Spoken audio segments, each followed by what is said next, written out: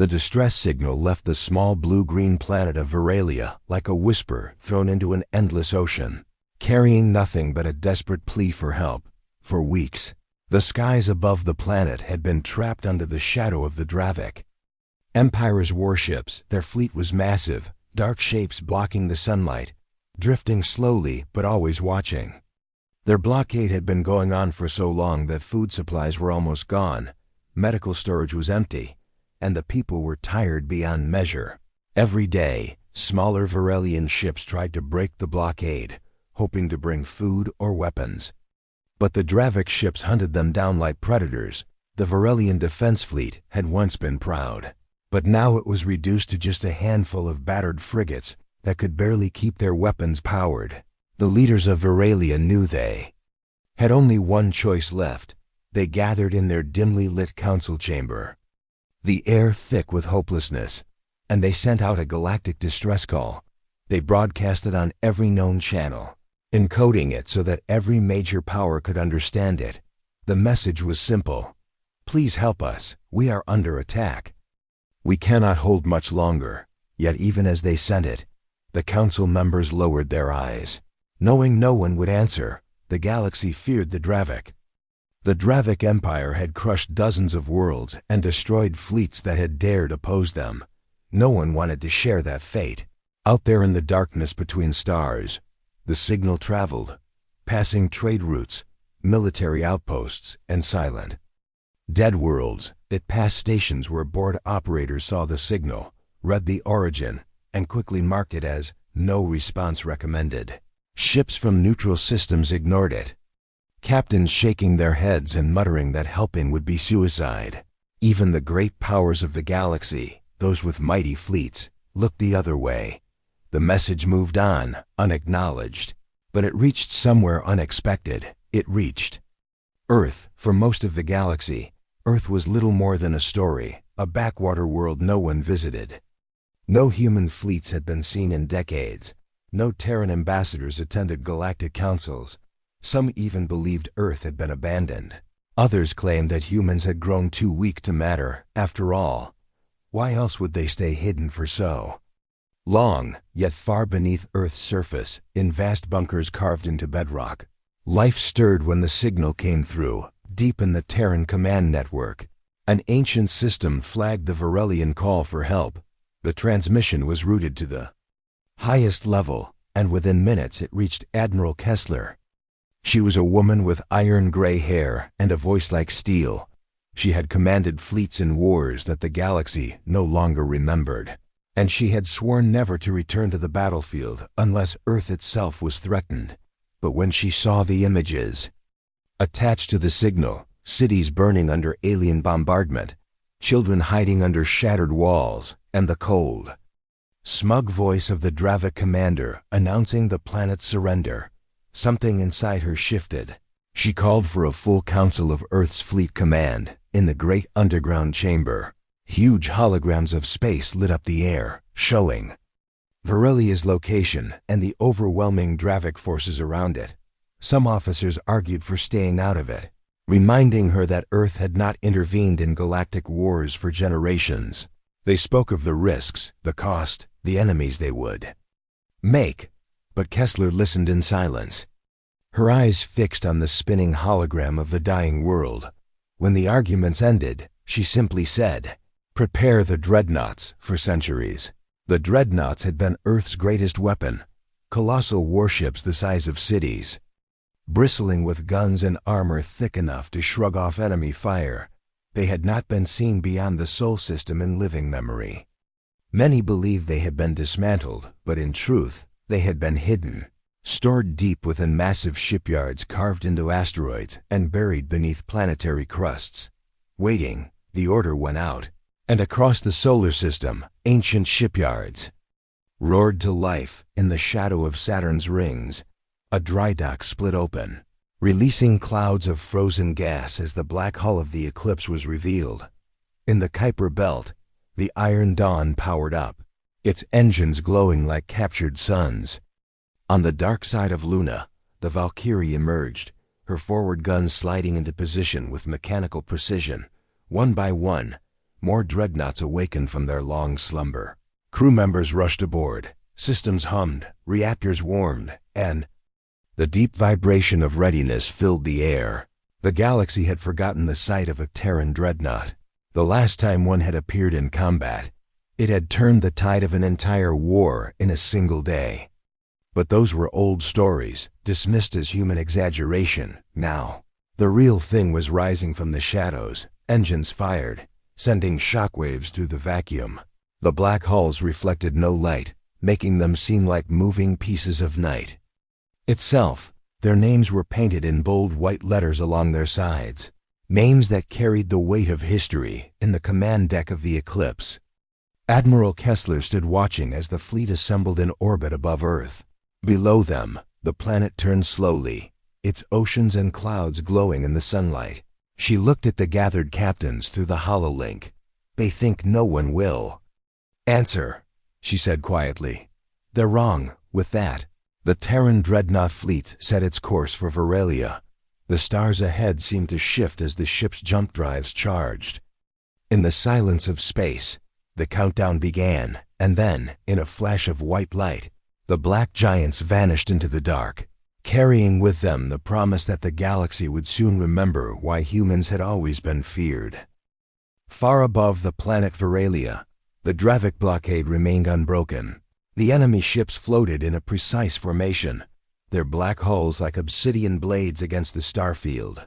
Each vessel was a predator, fast, deadly, and bristling with weapons, on the flagship Vorath's Claw. Commander Zur sat on his command throne, his reptilian eyes fixed on the tactical screens. Reports scrolled across the display. No sign of enemy reinforcements, no unusual traffic on the edge of the system. Everything pointed to a slow, inevitable victory. To Zur, this was more than just another conquest. It was a lesson to the galaxy. The Dravik Empire crushed anyone who resisted, and they did it publicly. The Verelians had refused to submit peacefully, and for that, they would suffer already. Their cities burned, their skies filled with ash, and their people starved. Soon, the planet would be stripped of resources, and the survivors sold as slaves. Zur allowed himself a cold smile. No one would dare help them. But then, something flickered on the long-range scanner, a small blip, faint and almost swallowed by background noise. A junior officer glanced at it, then dismissed it. "Probably debris, Commander," he said. Zur waved it off. Not worth his attention. The blockade was perfect, and no fleet would risk facing the Dravik head-on. Yet that faint blip was not debris. It was the Eclipse, emerging from hyperspace far beyond the outer edge of the system. Her matte black hull absorbed the light, making her appear almost invisible. In the void, following her came the Iron Dawn, then the Valkyrie, and the rest of the Terran dreadnought fleet. One by one, they formed up into a spearhead formation, their colossal frames dwarfing any ship Veralia had ever seen. The space around them shimmered with residual jump energy, and the low hum of their engines vibrated through the void like the growl of an awakening beast. On the bridge of the Eclipse, Admiral Kessler stood before the forward viewport, her hands clasped behind her back, her eyes locked on the distant glimmer of the Verelian star. "Signal the fleet," she said. "Maintain stealth until we are inside strike range." Communications officers relayed the command instantly. The dreadnought's hulls shifted, activating advanced cloaking fields that bent light and distorted sensor readings. To the Dravik scanners, they would look like little more than a faint anomaly, until it was too late. Inside the Verelian command bunker, Governor Tallis sat slumped at her desk, staring at yet another casualty report. Her people had fought bravely, but the numbers were impossible. She rubbed her temples, trying to find the strength to order one more defense, one more day of resistance, when a sensor operator suddenly stiffened. "Governor, there's something on our deep scan," he said hesitantly. Tallis looked up, hope and fear clashing in her chest. "Is it Dravik reinforcements?" she asked. The operator shook his head slowly. "No. I've never seen readings like this before." On the Vorath's Claw, the faint blip reappeared. This time stronger, Zor narrowed his eyes. Focus sensors. Let's see what this is. The screen sharpened, revealing massive shapes closing in, far larger than any vessel the Dravik had cataloged in recent years. Sir frowned. Size classification, he ordered. The sensor officer hesitated. Commander, these ships are enormous, largest mass signatures we've ever recorded, and they're moving fast. Zur leaned forward, his scaled hands gripping the arms of his throne. Identify them, he hissed, but the answer was not one he expected. Unknown. But there's an old match in the archive, the officer said. Nervously, designation. Terran Dreadnought. The bridge went silent. The name carried whispers from old war records. Tales of black ships that turned battles in minutes. Tales the Dravik Empire had long dismissed as exaggeration. Zur's voice turned cold. Prepare the fleet. No ship gets past us. But deep down, a sliver of unease coiled in his chest. Back on the Terran fleet, the Dreadnoughts maintained perfect formation. Their massive forward cannons were powering up, internal capacitors glowing with contained fury along the Iron Dawn's spine. Missile silos slid open, revealing sleek warheads designed to punch through even the strongest shields. The Valkyrie's point defense turret spun lazily, ready to swat down any incoming fire. Range to enemy? Kessler asked. 7 minutes, came the reply. Her lips tightened. Good. Make sure the Varelians are still broadcasting. I want the galaxy to see this. The Dravik blockade shifted into a defensive wall, capital ships in the center, cruisers on the flanks, and swarms of fighter craft spilling out like angry insects. Their formation was tight, designed to repel any frontal assault. But the Dreadnoughts did not slow down. Instead, they accelerated, engines thundering, closing the gap with terrifying speed in the Varelian bunker. The feed lit up with live images from orbital telescopes. At first, the people watching thought the shapes were asteroids. Then the details became clear. Black armored titans with rows of gun batteries and engines that glowed like captured suns. Gasps filled the room, whispers spreading. Humans? Zur gave the order to fire first. Dozens of plasma beams and missile trails streaked through space toward the incoming ships. But as the energy impacts lit up the void, the Terran Dreadnoughts kept coming. Their armor absorbed the hits. Shields flared but held, and the black behemoths showed no sign of slowing. Inside the eclipse, Kessler gave the final order. Drop cloak, open fire. In an instant, the stealth fields collapsed, revealing the full size and number of the Terran fleet. The Dreadnoughts unleashed their fury. The Iron Dawn's main gun fired a shot so bright it carved through the darkness, obliterating a Dravik cruiser in one hit. The Valkyrie launched a barrage of missiles that slipped through shield gaps and tore enemy ships apart. The Eclipse's forward batteries spat streams of hypervelocity rounds, each impact blooming into a fireball. From the surface of Varelia, the night sky lit up as if a second sun had risen. The people looked up and saw black shapes moving among explosions like gods of war descending from the heavens. For the first time in months, cheers rose in the streets. Zur watched in disbelief as his perfect blockade began to crumble in minutes. Impossible, he whispered. The Dravik Empire had underestimated humans, and now the price was being paid in fire and wreckage, and the battle had only just begun. The black shapes of the Terran Dreadnoughts loomed in the chaos of space, moving with the slow, inevitable force of an avalanche.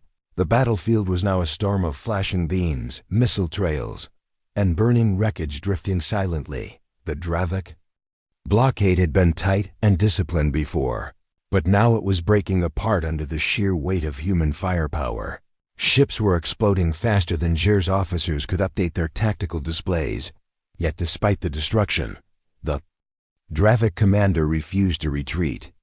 Pull the flanks in, close the gaps, Zur barked, his voice cold but strained. We will crush them in the center. His plan was desperate. Trap the Terran fleet in a crossfire and overwhelm them before they could destroy the rest of his cruisers. But the Dreadnoughts were not behaving like the enemy fleets he had fought before. They did not flinch. They did not break formation. They advanced with perfect precision. On the Eclipse, Admiral Kessler studied the enemy's movements. Her officers were calling out kill confirmations. Drevik cruiser destroyed. 2 enemy frigates disabled, fighter wings scattered. But her eyes stayed fixed on the shifting enemy formation. "They're trying to funnel us," she said quietly. "Shift formation Delta 7. Prepare to split." Her order went out instantly. And the massive Terran fleet began to adjust. The Iron Dawn and Valkyrie surged forward, pulling slightly apart from the center to form a widening spearhead. Behind them, smaller Terran escort ships moved into position, covering the Dreadnoughts. Flanks with layers of point defense fire, Drevik fighters swarmed like hornets, but each time they closed in, they were shredded by precise bursts from railgun turrets. In the Varelian bunker, Governor Tallis could hardly breathe. She watched the feed with a mixture of awe and disbelief. The Dreadnoughts didn't just fight. They dominated. Every salvo was measured, every maneuver exact. It was as if they had been built for this very battle. Around her, Varelian officers whispered to each other, their voices trembling. "They're winning. The humans are actually winning." Zhur's trap was set. The Drevik flanks began to collapse inward. Massive capital ships moving in a pincer to trap the Terran spearhead. "All guns, concentrate fire on the lead Dreadnought," Sur ordered. "Bring it down, and the rest will fall." The Eclipse became the focus of dozens of enemy weapons. Shields flared bright.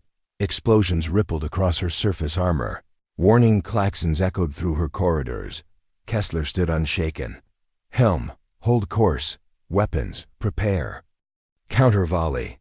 Her voice was calm, but her mind was already several moves ahead. She knew Zur was betting everything on this moment, and she intended to break him here. The pincer closed, and the Terran fleet split. In perfect coordination, the Eclipse slowed just enough for the Iron Dawn and Valkyrie to surge forward, breaking through the gap between the Drevik flanks. At the same time, half the Terran fleet peeled off, turning to hammer the pincer ships from the side. Drevik gunners panicked, their firing lines broken, their coordination shattered. The Iron Dawn's main gun unleashed a second blinding shot, spearing straight through a Drevik battleship and detonating its reactor. The explosion tore through nearby vessels, leaving burning husks drifting in the void. Sur slammed his clawed hand onto his armrest. "They're breaking the formation. Redirect all." His voice cut off as the Valkyrie's missiles found his left flank. 6 warheads slipped through shield gaps, detonating deep inside hull plating. Entire sections of his blockade simply ceased to exist inside the Drevik ranks. Fear began to spread. The stories of Terran warships, thought to be myths, were now burning themselves into reality. These humans didn't fight like anyone else. They took hits that would cripple other ships and kept coming. They aimed for weak points with impossible accuracy. They moved as if every ship shared one mind. On the Eclipse, Kessler's eyes narrowed. "Signal the Varelians, tell them the outer ring is breaking. If they have ships that can still move, now's their chance to strike." Within minutes, battered Varelian frigates and corvettes emerged from hiding, swooping in to pick off damaged Drevik ships and rescue survivors drifting in escape pods. For the first time in months, the defenders were no longer prey. Zhur's bridge was chaos. Officers shouting conflicting reports. Sensor readings were scrambled. Damage alarms blared. "Commander, our starboard group is gone." Shields failing. On multiple sectors.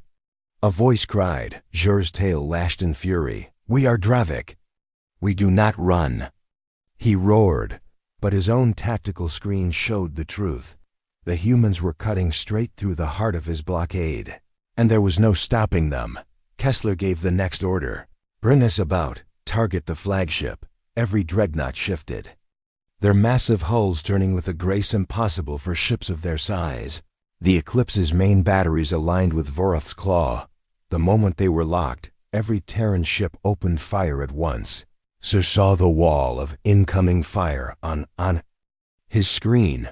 For the first time, real fear flashed in his reptilian eyes. The impacts hit like a series of thunderclaps in the void. Shields shattered, armor peeled away, and the flagship's massive frame lurched violently. Secondary explosions ripped through its decks, lights flickered, consoles sparked, and the great predator of the Dravik fleet suddenly looked crippled. The battlefield went silent for a moment, as both sides processed what had happened, and then, as if the galaxy itself was holding its breath, the flagship Voroth's claw exploded. A shockwave rippled outward, tearing through the nearby Dravik ships, scattering the rest into retreat from the surface of Veralia. The explosion lit up the sky brighter than any sunrise. The people who had been hiding in fear for months poured into the streets. Staring upward, cheers and sobs of relief echoed through the city ruins. In the command seat of the Eclipse, Kessler watched the Dravik ships break formation and run. Her voice was steady, but her eyes were hard. "We're not done yet," she said. "Pursue them." The humans had answered the call, but the war was far from over. The Dravik ships fled into the dark like a pack of wounded predators. Their once tight formation now scattered and broken. Jagged trails of plasma fire marked their escape paths, and burning wreckage drifted behind them like the remains of a shattered crown. On the bridge of the Eclipse, Admiral Kessler stood unmoving. Her gaze locked on the tactical display where the fleeing enemy lit up as red icons. Around her, crew members worked with silent precision. The hum of the ship's engines a low and constant growl. "Commander Vale," Kessler said, addressing her second in command, marked the fastest 3 enemy vessels. "They're running for something. I want to know what." Vale nodded, fingers moving swiftly over the console. "They're vectoring toward the Mornith Rift."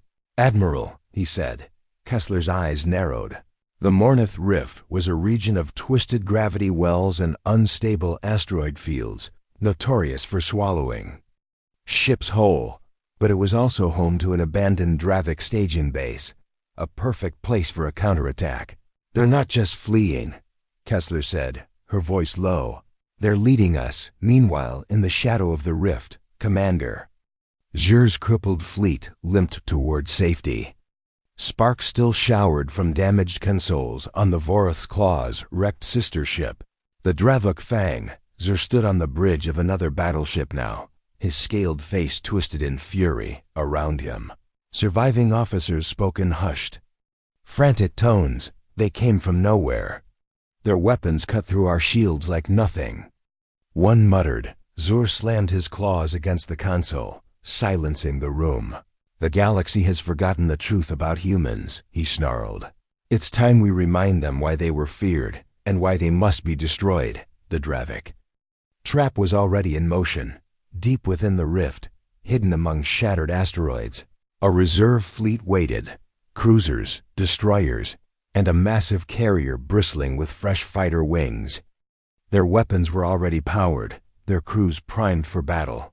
They had orders to hit the Terrans from all sides once they crossed the rift's perimeter. Back aboard the Eclipse, the Terran fleet approached the rift cautiously. The stars ahead were distorted by gravitational currents, and distant rocks the size of cities tumbled lazily through space. "Entering rift space in 5 minutes, the helm reported. Kessler nodded. "Activate long-range scans. Keep weapons hot," in the Verelian command bunker. Governor Tallis listened to the audio feed from the Terran fleet. Her people had begged for help, and the humans had come. She feared what would happen if they fell here. "Can we help them?" she asked her military advisor. He shook his head. "Our ships wouldn't survive 2 minutes in there, Governor. All we can do is pray they return." As the Terrans moved deeper into the rift, strange echoes filled their sensors. Ghost signals, false readings. The gravitational pull shifted unpredictably, forcing constant course corrections. And then, in the silence of the bridge, the threat emerged. Multiple contacts. The sensor officer shouted, "Bearing 015028. 360. They're everywhere." The holodisplay lit up with a sudden bloom of red icons. dozens of Dravik ships emerging from the shadows. Zhur's trap had sprung. In an instant, the void around the Terran fleet lit up with plasma fire, beams of green and white energy slashed across space, slamming into dreadnought shields. Smaller Dravik ships darted between asteroids, using them as cover before launching volleys of torpedoes. Above it all, swarms of fighters poured from the hidden carrier. A cloud of death hurtling toward the Terrans. The Eclipse shuddered under a heavy impact. Forward shields at 70%. An officer called. Kessler didn't flinch. Hold formation. Target their carrier. Cut off their fighters at the source. The Iron Dawn and Valkyrie immediately shifted fire, their main cannons blazing through the darkness, each shot carved holes in the enemy formation, vaporizing smaller vessels outright. But the Dravik were relentless. Their destroyers launched coordinated strikes, hammering the Eclipse from multiple angles. The Dreadnoughts' thick armor held. But the constant pounding was taking its toll. Sparks rained from the overhead panels as the crew fought to stabilize the power grid. In the chaos, a Terran escort frigate took a direct hit to its reactor. The explosion tore the ship in half. Debris scattering across the rift. Kessler's jaw tightened. But her voice remained steady. They want us disoriented. Don't give them the chance. Push through their center. On the Dravik command ship, Zhu watched the battle unfold with grim satisfaction. They're powerful, but not invincible. He hissed, press them harder. Break their formation and pick them apart. His fleet obeyed. Surging forward in a coordinated strike meant to split the Terrans in two. But Kessler saw it coming. Execute Hammerfall protocol, she ordered. The Dreadnoughts instantly shifted into a defensive ring, their heavy armor facing outward, inside. The ring, escort ships and missile frigates formed a second layer of firepower. Together, they became a moving fortress. The incoming Dravik fighters slammed into a wall of railgun fire and missile countermeasures, exploding in rapid succession. Still, the carrier remained a threat. Launching wave after wave of reinforcements, Kessler pointed toward it on the tactical display. All batteries full barrage, break that ship. The Iron Dawn's main cannon fired, followed by the Valkyrie's missile storm. The combined assault punched through the carrier's shields, tearing open its hull in a chain of explosions. In moments, the massive vessel split apart, vanishing into a cloud of burning debris. The loss of their carrier shook the Dravik morale. Fighter swarms began to thin. Coordination faltered. Sensing the shift, Kessler pressed the attack. Forward. Don't let them regroup. The Dreadnoughts surged ahead, smashing through the fractured Dravik lines. Zhur's bridge filled with shouts of retreat. His officers warned that their losses were mounting too quickly. We can't hold them. One cried, but Zhur's pride refused to yield. We will not. His words cut off as the Eclipse's forward batteries locked onto his ship. The next volley shattered its shields, tearing through decks and sending the battleship into a slow, burning spin. Realizing defeat was inevitable, Zhur finally snarled the order. Fall back. All ships retreat. The surviving Dravik vessels scattered, fleeing deeper into the rift. The Terrans did not pursue this time. Their ships slowed. Battered but still unbroken, on the bridge of the Eclipse, Kessler looked out into the debris-strewn void. They'll come again, she said quietly, and next time they'll bring more. But the crew knew what she also meant. Earth had shown its power, and the galaxy was watching. The Varelian people would remember the sight forever. Black armored giants emerging from fire and chaos, answering a call no one else dared to. Here, and somewhere deep in the rift, Zhur's hatred burned like a wound that would not heal.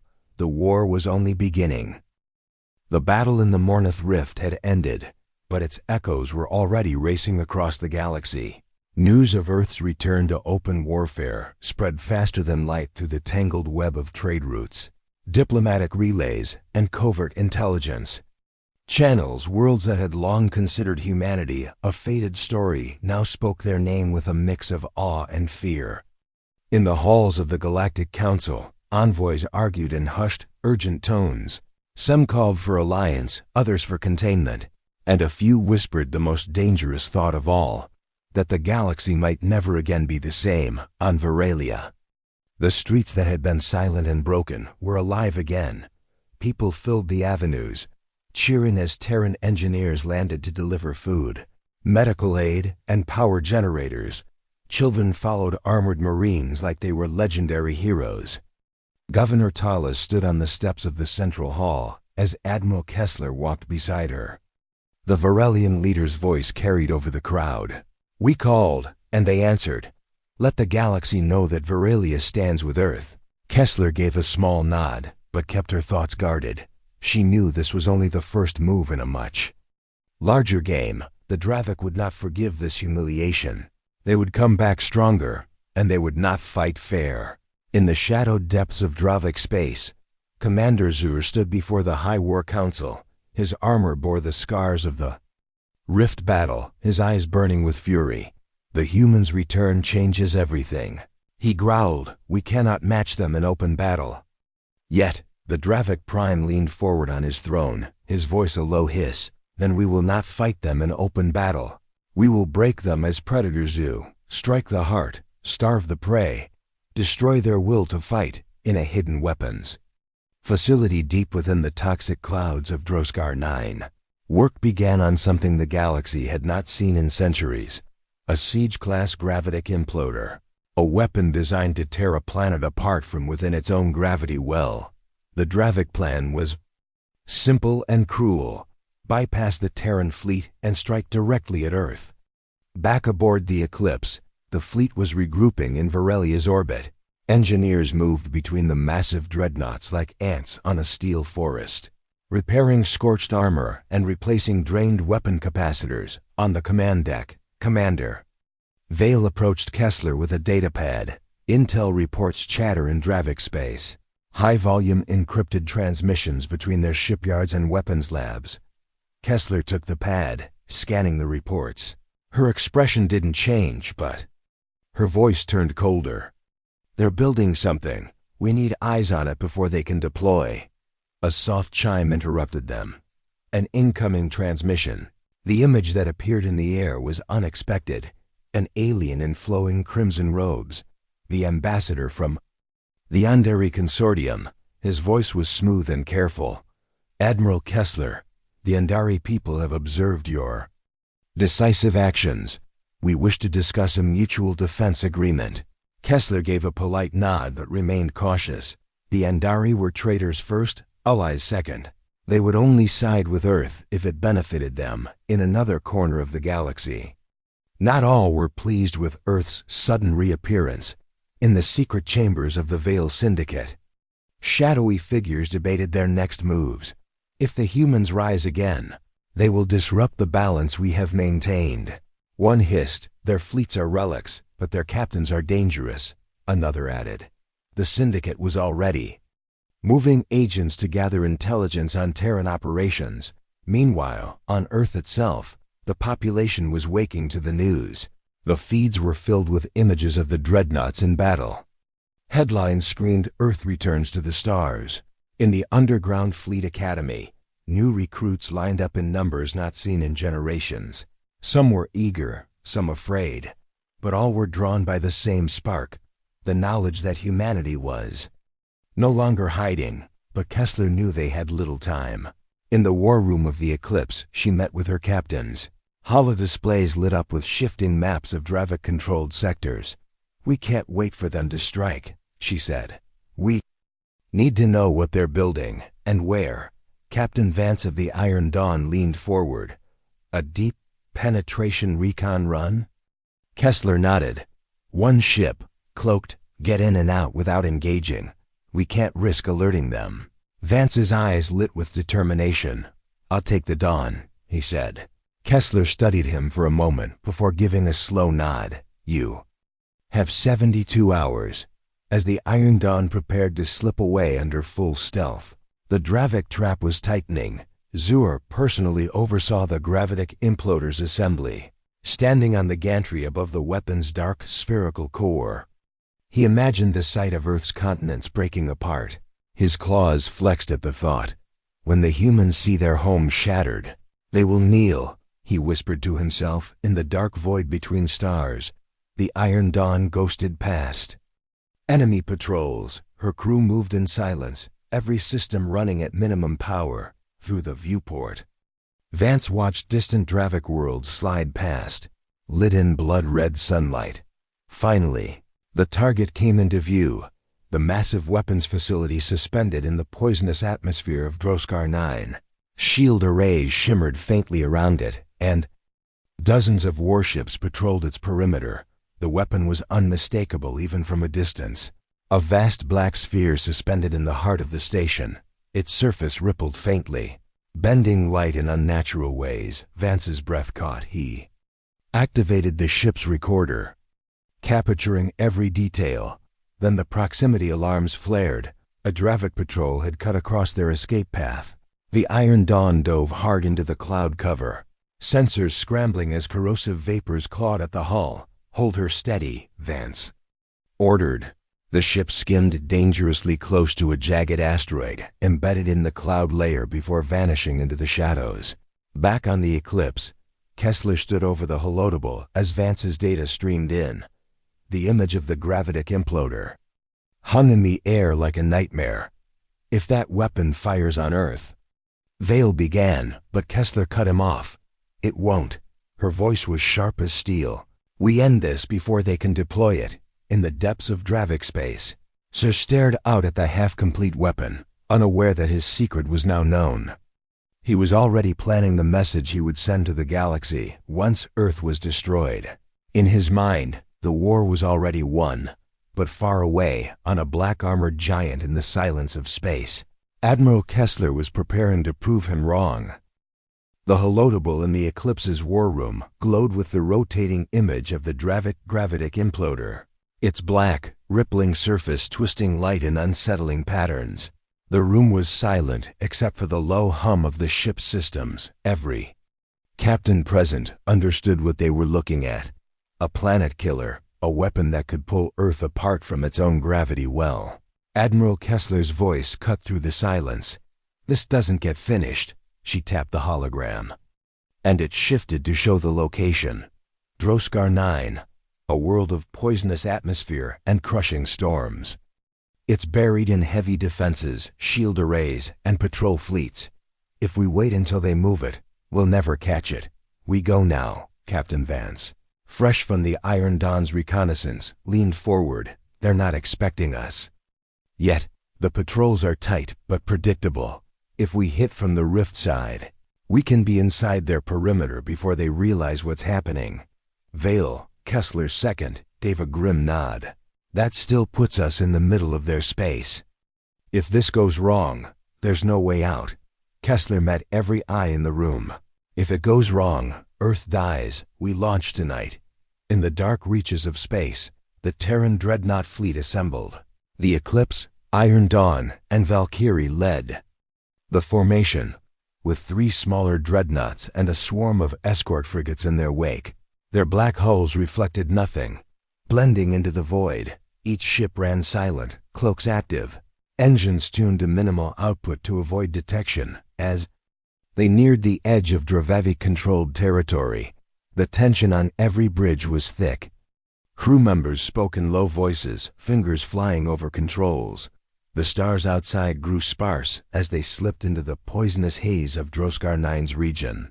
Vast clouds of crimson and gold gas swirled like slow-moving storms, hiding dangers. In every direction, on the Dravik side, Commander Zur paced the observation deck of the weapons facility. Below him, the gravitic imploder hung in its assembly cradle, surrounded by scaffolds and teams of engineers. 2 more cycles, Chief Engineer reported, and the weapon will be operational. Jor's tail lashed slowly. Then double your pace. I want it ready before the humans can even find it. The humans were already closer than he imagined, in the fleet's forward position. The Valkyrie's sensors picked up faint contacts. Dravik patrol ships weaving between the gas clouds. Pattern matches recon data, the sensor officer reported to Kessler. If we adjust course 3 degrees starboard, we can slip between their paths. Kessler gave a sharp nod. Do it. The Terran fleet ghosted deeper into the haze, invisible and silent. But the closer they got to Droskar 9, the thicker the defenses became. Static crackled through the coms as the charged particles in the atmosphere played havoc with sensors. It was like navigating through a storm blindfolded. Contact, Vale announced suddenly. A Dravik patrol frigate loomed out of the clouds, only a few kilometers off their bow for a moment. Both ships drifted in eerie silence, the humans praying their cloaks would hold. Then the frigate veered away, vanishing back into the gas. The Terran fleet moved on. Finally, the target came into view. Droskar 9's swirling clouds parted just enough to reveal the massive weapons platform. A black fortress suspended above the toxic planet. The gravitic imploder hung at its center, glowing faintly as if alive around it. A ring of heavy warships kept watch, and beyond them, the swirling storms made retreat impossible except the way they came. "This is it," Kessler said. "All ships, prepare to break cloak and engage. Our priority is the weapon. Take it out fast. Then clear the way for the fleet to escape." Her voice was steady, but every soul aboard knew they were stepping into the lion's jaws with a single command. The cloaks dropped, revealing the black-armored giants. The Dravik defenses reacted instantly. Alarms howled across the weapons platform, and every warship turned to engage. Plasma beams lit the void. Missiles streaked through the haze. The first volley slammed into Terran shields, sending ripples of light across the Dreadnoughts' hulls. The Iron Dawn led the charge, her main gun firing a beam of energy so bright it burned through the haze. Like a second sun, the blast punched straight through a Dravik cruiser. Tearing it in half, the Valkyrie unleashed a swarm of missiles, each finding its mark among the lighter escorts, clearing a path for the fleet. "Target the imploder," Kessler ordered. The Eclipse's forward batteries opened up, railguns firing. Hypervelocity slugs that slammed into the weapon's protective shields. The impacts flared bright, but the shields held. "Shields are regenerating fast," Vale warned. "We'll need concentrated fire to bring them down." "Then concentrate it," Kessler snapped. All 3 lead dreadnoughts locked their guns on the same point. Their combined fire pounded the shield barrier. Each strike made it flicker. Weakening under the relentless assault, inside the facility, Jur's fury boiled over. "Divert all power to the shield generators. Hold them off," he roared, but the engineers were already shouting warnings.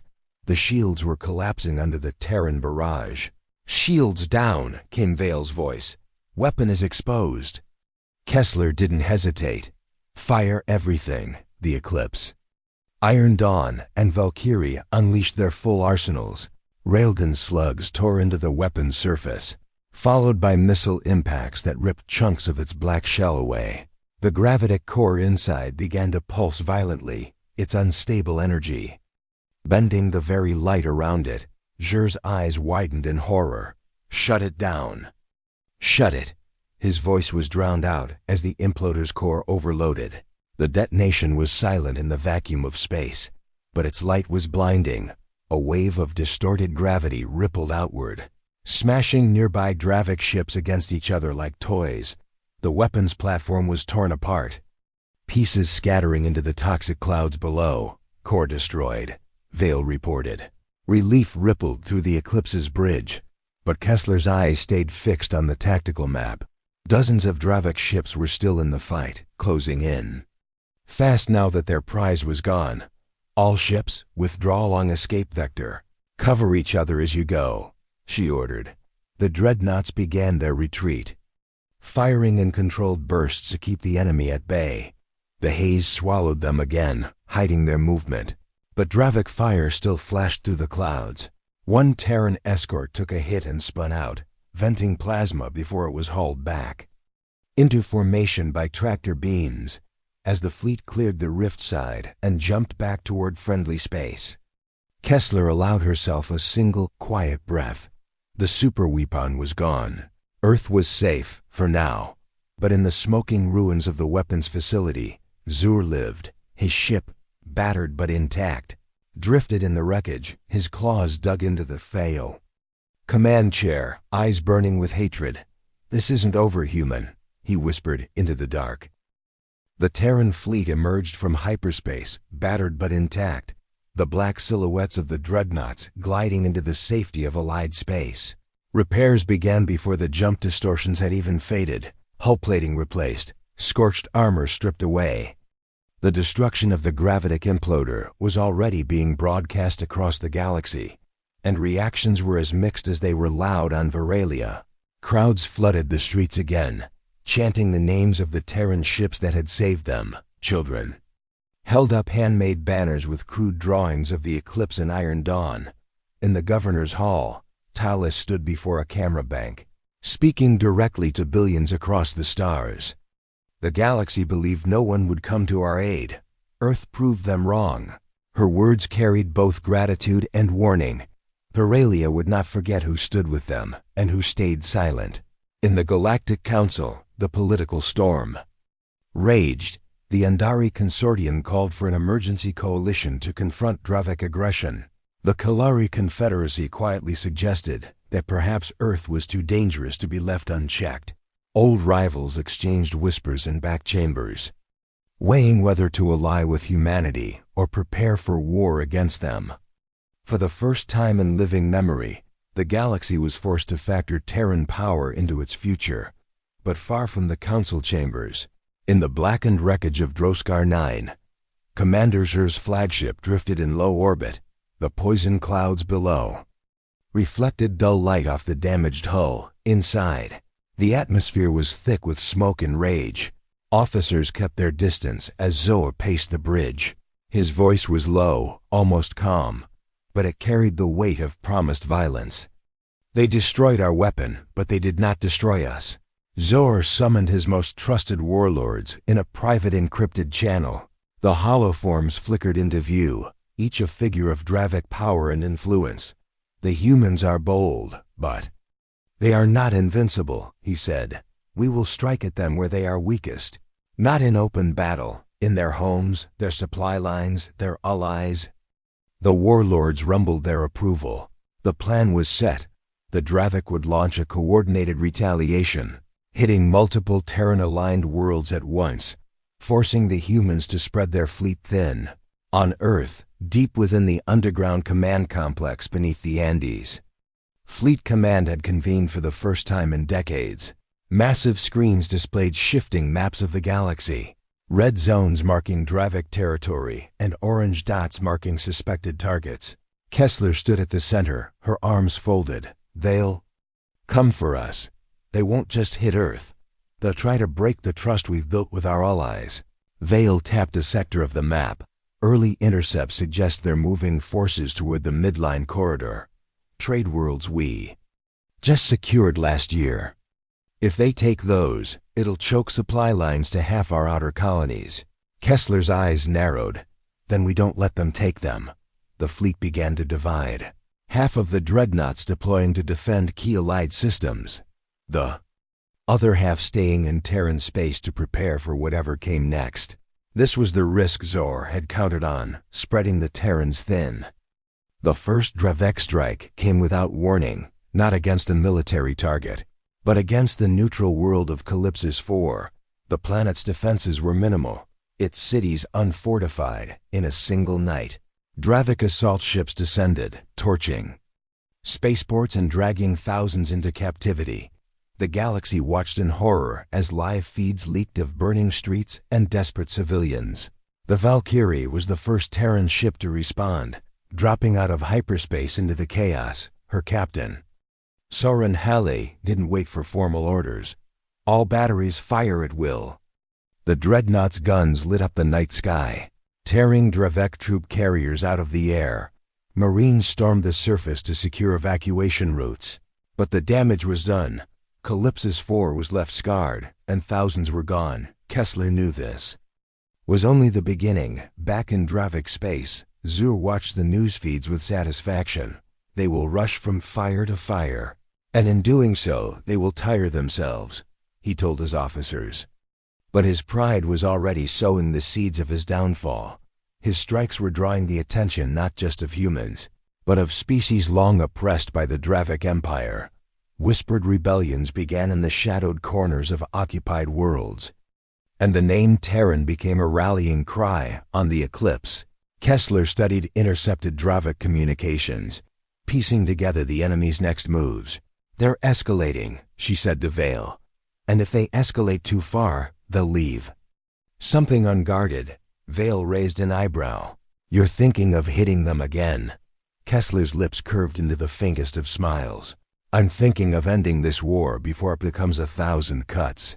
As the Terran fleet repositioned, the galaxy's eyes stayed fixed on the growing shadow between Earth and the Dravic.